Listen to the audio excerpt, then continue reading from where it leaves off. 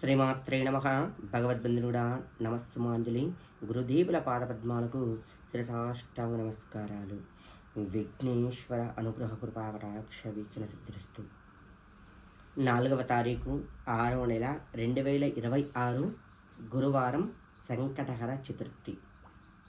ఈ సంకటహర చతుర్థి చాలా ప్రాధాన్యతమైనది. అధిక మాసంలో వచ్చే ఈ సంకటహర చతుర్థి విద్యకి, బుద్ధికి, అన్ని ఆటంకాలకి, స్వామివారి అనుగ్రహ కృపాకటాక్షాలకి చాలా శ్రేయస్కరమైన రోజు. ఈ రోజున ఎవరైతే మహాగణాధిపతికి మనసా వాచా కర్మణ అభిషేకం, అర్చన కార్యక్రమాలు జరిపిస్తూ ఉంటారో సంపూర్ణ కృపాకటాక్షాలు సిద్ధిస్తూ ఉంటాయి. ఈ అధిక మాసం అనేది కనుక అధిక ఫలాన్ని ఇచ్చే మాసం అధిక మాసం కావున ప్రతి ఒక్కరు కూడా తెలుసా విఘ్నేశ్వరుని కృపకి పాత్ర కాగలని ప్రార్థిస్తూ ఉన్నాను. అంతేకాకుండా ఇప్పటి నుండి స్కూల్స్ ఆరంభం అవుతూ ఉన్నాయి. కళాశాలలన్నీ కూడా, కాలేజీ కానీ స్కూల్స్ కానీ అన్నీ కూడా ఆరంభమవుతూ ఉన్నాయి. కావున ప్రతి ఒక్క విద్యార్థులు కూడా విఘ్నేశ్వరుని అనుగ్రహం ఉందనుకో అన్ని విధాలుగా విజయం సాధిస్తూ ఉంటారు.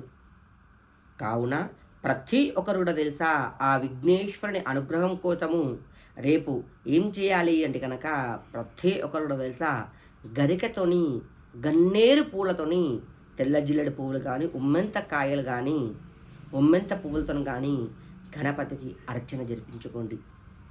మీ నక్షత్రం చెప్పి అర్చన జరిపించుకోవాలి. చదువుకునే విద్యార్థులను కూడా చేయించుకొని గరిక తీసుకొని రండి. మీరు చదువుకుంటారు కదా, ఆ పుస్తకాలలో పెట్టేసుకోండి. అంతేకాకుండా బెల్లంపై దీపారాధన చేయండి. తెల్ల జిల్లెడు ఒత్తులు కుదరకుంటే కనుక మామూలు ఒత్తులు తీసుకొని బెల్లం కుందిపైన పెట్టేసి కొబ్బరిన పోసి దీపారాధన చేయండి. చేసి సంకటనాశ స్తోత్రం ఉంటుంది కదా, ప్రతి ఒక్కరు తెలుసా 3 పర్యాయాలు అంటే 3 సార్లు చదవండి.